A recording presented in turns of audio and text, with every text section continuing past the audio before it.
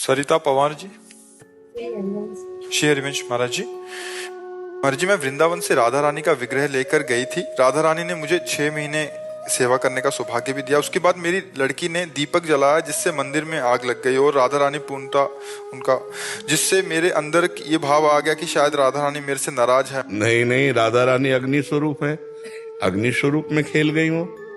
उनका स्वरूप केवल धातु का ही थोड़ी है, केवल कागज का ही थोड़ी है, वो आग स्वरूप भी तो है।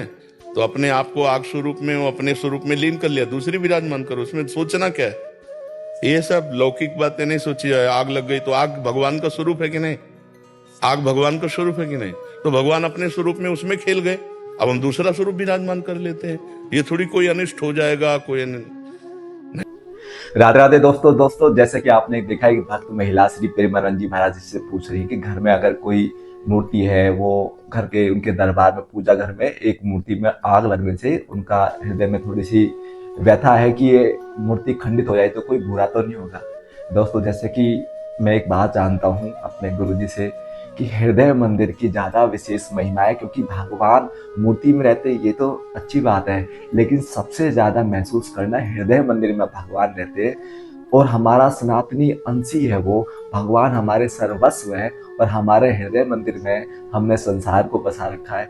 इससे बुरा क्या ही होगा। अनादिकाल से हमारे सर्वस्व भगवान, जो कि हमारे, जिसको हम बोलते तमेव माता च पिता तमेव बंधुश्च सखा तमेव, जो आत्मा के सर्वस्व है, उनसे हम दूर हैं, उनसे हम मिल नहीं रहे। क्या आपका कोई बेटा या बेटी गायब हो जाए तो आप उसके लिए व्यथित नहीं होंगे? ऐसे ही हमारे हृदय में भगवान रहते हैं। ठीक है, वेदों ने कहा है हमारे हृदय में भगवान रहते हैं और वहीं से हमें आत्मा को प्रकाश करते हैं। ठीक है, तभी हम उसी भगवान की सृष्टि रहती हुई है, उसी का हम देख रहे हैं, सुन रहे हैं, गा रहे हैं। जितनी भी चेष्टाएं आत्मा कर पा रही है शरीर में, उस भगवान के जरिए। और उस भगवान से हमारा मिलन नहीं हो पा रहा है, उनसे मिलने की हमारे अंदर छटपटाहट नहीं है, इससे बुरा क्या ही होगा। ये और रही बात ये जो मंदिर का है ना, ये तो बहिरंग चीजें हैं और इसमें अगर खंडित भी हो गई है तो इससे कुछ नहीं है, क्योंकि ये सब जो भक्त होता है ना, वो भगवान की मर्जी स्वीकार करता है हर जगह। क्यों? जैसे एक नामदेव नामक जो भक्त थे, उनके घर में ना कुटिया में आग लग गई, तो कुछ लोगों ना उसे आग में से जो उनका घर का सामान था वो बचाने लगे। तो नामदेव को बोला, भाई ऐसे ऐसे तुम्हारा सब सामान जल गया, कुछ बच गया है। तो जब घर आए ना, तो बचा हुआ सामान भी आग में डालने लगे। कहते तो पागल हो गया है। कहते नहीं, मेरे प्रभु की मर्जी से आग लगी ना। तो इस प्रकार के अलमस्त भक्त हुए तो भगवान बोले क्या कर रहा है भाई? कह रहे प्रभु आपकी राजी से लगी और आपकी राजी में हम राजी है। तो जो कुछ कार्य होता है आपकी मंशा नहीं है ना, आपके हृदय में पीड़ा है वो ठीक है, लेकिन सबसे बड़ी पीड़ा जब तक ये नहीं होगी कि मेरा जीवन बीता जा रहा है और भगवान, मेरे श्याम सुंदर भगवान, मेरे सर्वस्व, वो मेरे सामने प्रकट नहीं हो रहे हमारे पापों के कारण। क्योंकि हमने हृदय में किसको बसा रखा है?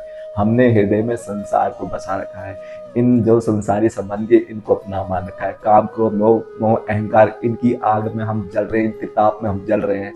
पर भगवान के मिलन के बिना इससे बुरा क्या ही होगा, हम सोचते क्यों नहीं है? एक मूर्ति खंडित हो गई, उसके लिए हम इतनी पीड़ा है। अगर यही पीड़ा भगवान के मिलन के लिए हो जाए तो प्रेम क्रीड़ा उत्पन्न हो जाएगी।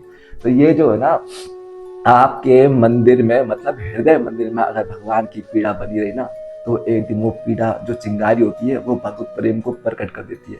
तो हम जो ये सोचते हैं कि मीरा का प्रेम था या इन संतों का प्रेम था, दोस्तों एक दिन उस स्थिति तक हमें जाना होगा।